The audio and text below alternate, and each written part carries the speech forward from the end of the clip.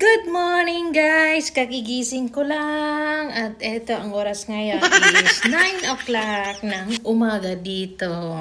So, i-ready na natin yung ating kasi ipapakita ko sa inyo yung aming balcony. Tara, samahan niyo ako.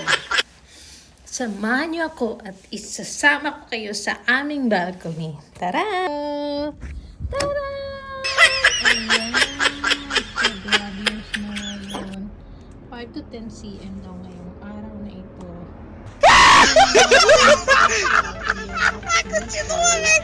So, mahirap-hirap din. So, size na rin yan ang nangyayari ngayon. So, mahirap pang lumabas, no?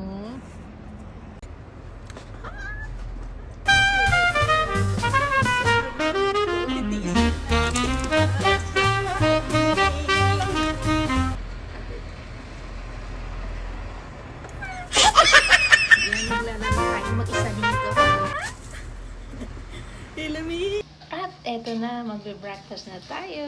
Taran! At gusto nyo makita yung breakfast, napaka-unique. Ayan siya, mayroon avocado